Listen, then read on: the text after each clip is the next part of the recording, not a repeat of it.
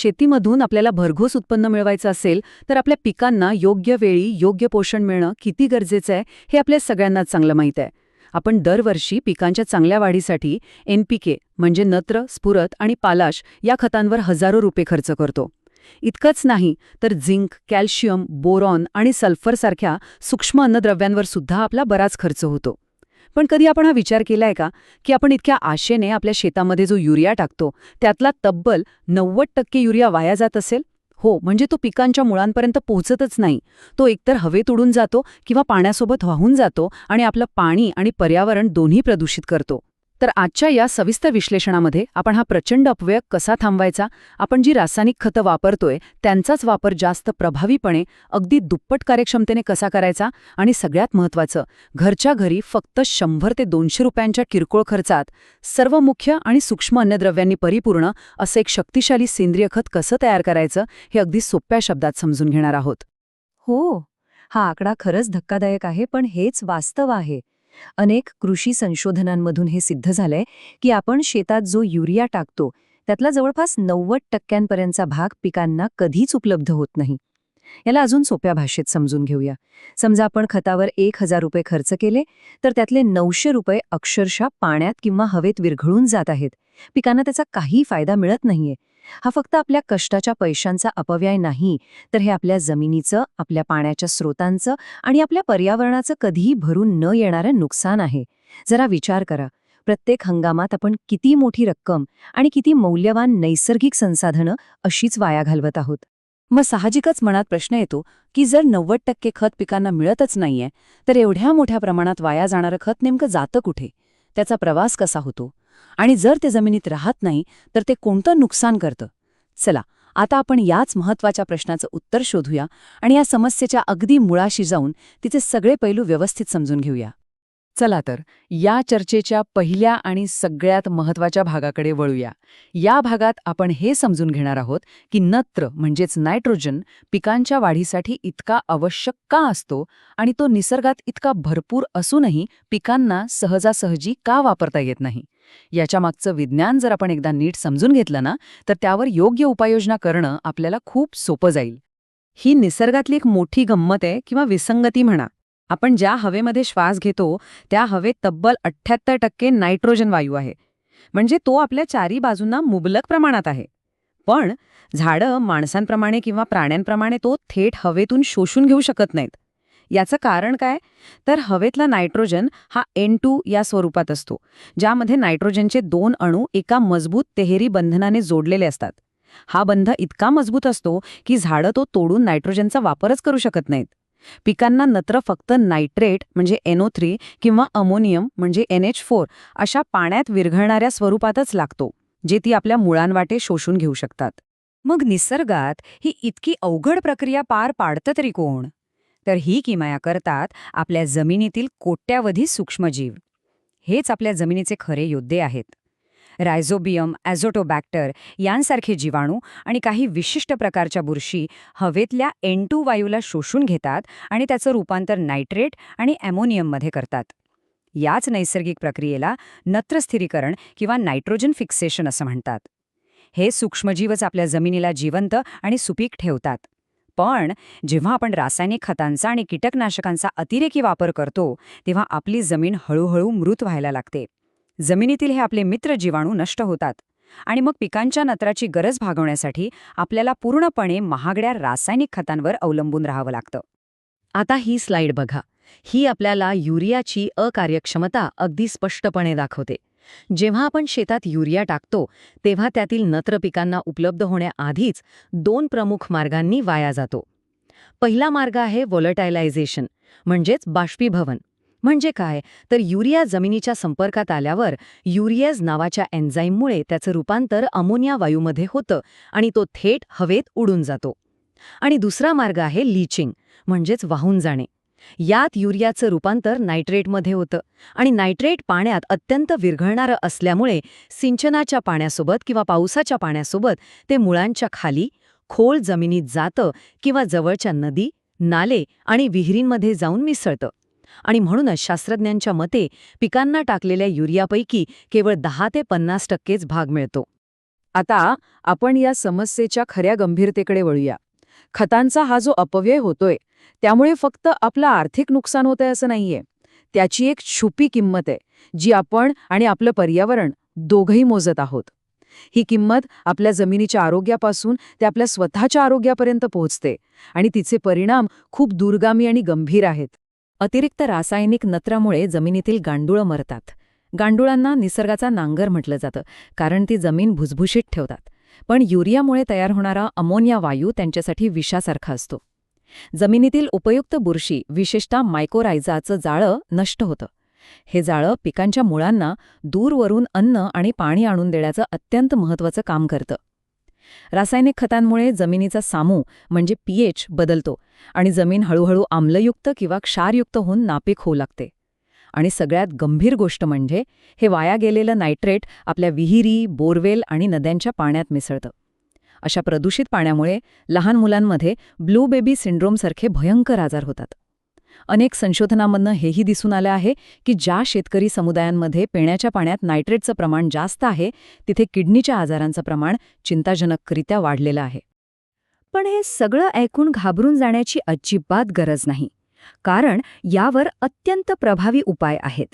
ह्या भागात आपण हे पाहणार आहोत की आपण सध्या जे रासायनिक खत वापरतोय त्याचाच वापर अधिक हुशारीने आणि शास्त्रोक्त पद्धतीने कसा करायचा, जेणेकरून त्याचा अपव्यय टाळता येईल आणि प्रत्येक दाण्याचा पुरेपूर फायदा पिकांना मिळेल. बाजारात आपल्याला नत्रासाठी प्रामुख्याने युरिया आणि अमोनियम सल्फेट हे 2 पर्याय उपलब्ध आहेत. युरिया प्रति किलो नत्राच्या हिशोबाने स्वस्त वाटतो, पण अनेक वेळा अमोनियम सल्फेट हा जास्त चांगला आणि फायदेशीर पर्याय ठरतो. याचं कारण म्हणजे त्यात नत्रासोबत 24% गंधक म्हणजे सल्फरसुद्धा असतं. गंधक हे पिकांसाठी चौथं सर्वात महत्त्वाचं पोषक तत्व आहे. ते तेलबिया आणि कडधान्य पिकांसाठी तर अत्यंत आवश्यक आहे. पण सर्वात महत्त्वाचं म्हणजे गंधक नत्राची कार्यक्षमता वाढवतं आणि त्याचा अपव्यय कमी करतं. शिवाय आपल्या देशातील बरीचशी जमीन अल्कधर्मी आहे, म्हणजे तिचा पीएच जास्त आहे.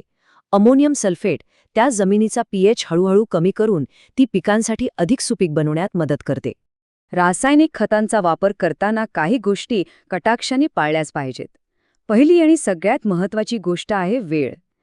नत्राची सर्वात जास्त गरज पिकाच्या सुरुवातीच्या आणि शाखीय वाढीच्या अवस्थेत असते, म्हणजे जेव्हा फुटवे येतात किंवा फांद्या वाढतात. फळधारणा झाल्यावर किंवा पीक तयार होण्याच्या अवस्थेत जास्त नत्र दिल्यास फायदा होण्याऐवजी उलट नुकसानच होतं, कारण त्यामुळे फक्त अनावश्यक पाला वाढतो. दुसरी गोष्ट आहे विभागून वापर. जर आपल्याला एकरी 100 किलो युरिया द्यायचा असेल तर तो एकाच वेळी न टाकता 20-30 दिवसांच्या अंतराने 3 ते 4 हप्त्यांमध्ये विभागून द्यावा. तिसरा उपाय आहे कोटिंग. युरियाला निंबोळी तेलाचा किंवा गंधकाचा थर दिला, ज्याला निम कोटेड युरिया म्हणतात, तर तो पाण्यात हळूहळू विरघळतो, ज्यामुळे पिकांना तो शोषून घेण्यासाठी पुरेसा वेळ मिळतो आणि अपव्यय टळतो. आणि चौथी पद्धत म्हणजे योग्य ठिकाणी वापर. खत जमिनीवर नुसतं फेकून देण्याऐवजी ते पिकाच्या मुळांच्या जवळ टाकावं.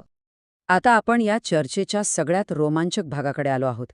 रासायनिक खतांवरचं अवलंबित्व कमी करण्यासाठी, आपला खर्च वाचवण्यासाठी आणि आपल्या जमिनीला पुन्हा जिवंत करण्यासाठी आपण घरच्या घरी एक अत्यंत प्रभावी, स्वस्थ आणि संपूर्ण सेंद्रिय खत कसं बनवू शकतो ते आता आपण सविस्तरपणे पाहणार आहोत.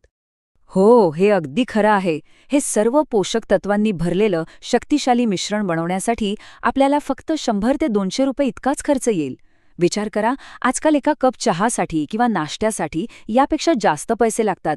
इतक्या कमी खर्चात आपण आपल्या पिकांना एक संपूर्ण आहार देऊ शकतो, ज्याचे फायदे मात्र प्रचंड आहेत. चला तर मग याची सोपी कृती पाहूया. हे मिश्रण बनवण्यासाठी आपल्याला 200 लिटरचा एक प्लास्टिकचा ड्रम लागेल. त्यात 2 किलो साधा गूळ टाका.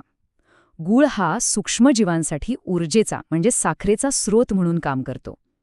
त्यानंतर कोणत्याही कंपनीचं जसं की इफ्को किंवा पुसा यांचं स्वस्थ बायोडिकंपोजर वापरा. महागड्या मार्केटिंगच्या जाळ्यात अडकू नका. मग 2 किलो कोणत्याही डाळीचं पीठ घ्या. हरभरा, मूग, उडीद, तूर किंवा साधं बेसन पीठ घेतलं तरी चालेल.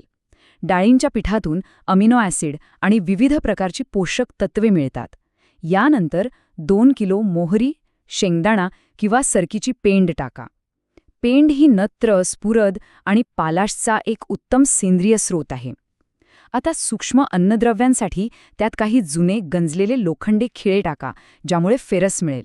आणि शक्य असल्यास हे मिश्रण तांब्याच्या भांड्यात ठेवा किंवा त्यात तांब्याचा एखादा तुकडा टाका, ज्यामुळे कॉपर मिळेल. कॉपर एक नैसर्गिक बुरशीनाशक म्हणूनही काम करतं. हे सगळं साहित्य 200 लिटर पाण्याने भरलेल्या ड्रममध्ये टाकून एका काठीने चांगलं मिसळून घ्या. हा ड्रम सावलीत ठेवा. लक्षात ठेवा, उन्हाळ्यात हे मिश्रण 15 ते 20 दिवसात तयार होतं, तर हिवाळ्यात त्याला 1 महिनासुद्धा लागू शकतो. या काळात दररोज सकाळी आणि संध्याकाळी एकदा काठीने घड्याळाच्या दिशेने आणि उलट दिशेने ढवळा, जेणेकरून त्यात हवा खेळती राहील. मिश्रण तयार झालं की त्याचा वापर 2 प्रकारे करता येतो. फवारणीसाठी वापरणार असाल तर 5% तीव्रतेने वापरा, म्हणजे 100 लिटर पाण्यात 5 लिटर द्रावण मिसळून पिकावर फवारा. किंवा मग ते थेट ठिबक सिंचनाद्वारे किंवा पाटाच्या पाण्यासोबत पिकांना देऊ शकता. हे मिश्रण जमिनीची सुपीकता, पाणी धरून ठेवण्याची क्षमता आणि सूक्ष्मजीवांची संख्या चमत्कारिकरित्या वाढवतं. तात्पुरत्या आणि हंगामी उपायांच्या पलीकडे जाऊन आता आपण अशा कायमस्वरूपी उपायांबद्दल बोलूया, ज्यामुळे आपली शेती हळूहळू स्वयंपूर्ण होईल. यामुळे जमिनीची सुपीकता नैसर्गिकरित्या टिकून राहील आणि आपल्याला बाहेरून खतं आणण्याची गरजच कमी होत जाईल. आपली शेती स्वयंपूर्ण बनवण्यासाठी 2 अत्यंत शक्तिशाली तंत्र आहेत. पहिलं म्हणजे आपल्या शेताच्या बांधावर शिरीष, शिसम, सुभाभूळ, गुलमोहर किंवा अमलतास यांसारखी नत्र स्थिर करणारी झाडं लावा. या झाडांच्या मुळांवर गाठी असतात, ज्यात नत्र स्थिर करणारे जीवाणू राहतात. ही झाडं वर्षभर हवेतील नत्र जमिनीत स्थिर करतात आणि त्यांची पानं गळून जमिनीसाठी सेंद्रिय खताचं काम करतात. ही झाडं म्हणजे जणू काही 24 तास चालणारे नैसर्गिक नत्राचे कारखानेच आहेत. दुसरं महत्त्वाचं तंत्र आहे पीक फेरपालट. शेतात नेहमी एकाच प्रकारचं पीक न घेता गहू, मका, ज्वारी यांसारख्या तृणधान्य पिकांनंतर मूग, हरभरा, सोयाबीन, ताग यांसारख्या शेंगावर्गीय पिकं घ्या. शेंगावर्गीय पिकं जमिनीत नैसर्गिकरित्या नत्र सोडून जातात, ज्यामुळे पुढच्या पिकाला खताची गरज आपोआपच कमी लागते. या संपूर्ण चर्चेच्या शेवटी आपल्याला फक्त शेतीची पद्धत बदलायची नाहीये, तर शेतीकडे बघण्याचा आपला दृष्टिकोन बदलायचा आहे. एका मूलभूत मानसिक बदलाची गरज आहे. ही केवळ एक पद्धत नाही, तर हे एक नवीन तत्वज्ञान आहे. हे एक वाक्य कायम लक्षात ठेवा. आपली जमीन ही मातीचा ढिगारा नाही, तर एक जिवंत परिसंस्था आहे. आपण नेहमी पिकांना खत देण्यावर लक्ष केंद्रित करतो, पण खरं तर आपल्याला जमिनीला आणि जमिनीतील अब्जावधी सूक्ष्मजीवांना खत द्यायला हवं. जर आपण जमिनीतील सूक्ष्मजीवांचं जाळं निरोगी ठेवलं, त्यांना सेंद्रिय कर्ब आणि अन्न पुरवलं, तर तेच आपल्या पिकांना आवश्यक असलेली सर्व पोषक तत्व नैसर्गिकरित्या उपलब्ध करून देतील. ते आपल्यासाठी काम करतील. म्हणून पिकांना नाही, तर जमिनीला खत द्या. तर जाता जाता एक शेवटचा प्रश्न आपण स्वतःला विचारूया. आपण आपल्या शेतीकडे कसं पाहतो? एक फॅक्टरी किंवा असेंब्ली लाईन म्हणून, जिथे आपण बाहेरून कच्चा माल म्हणजे खतं आणि औषधं टाकतो आणि उत्पादन बाहेर काढतो? की एक जिवंत, श्वास घेणारी परिसंस्था म्हणून, जिची आपण आईप्रमाणे काळजी घेतली तर ती आपली आणि आपल्या पुढच्या पिढ्यांची काळजी घेईल? या प्रश्नावर नक्की विचार करा. जर या माहितीने तुमच्या विचारात थोडा जरी बदल घडवला असेल, तर या प्रयत्नांना लाईक करा, चॅनलला सबस्क्राईब करा आणि ही महत्त्वाची माहिती तुमच्या सर्व शेतकरी मित्रांपर्यंत पोहोचवण्यासाठी शेअर करा. जय जवान, जय किसान.